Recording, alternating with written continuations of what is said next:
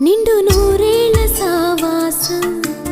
స్వర్గమైంది వనవాసం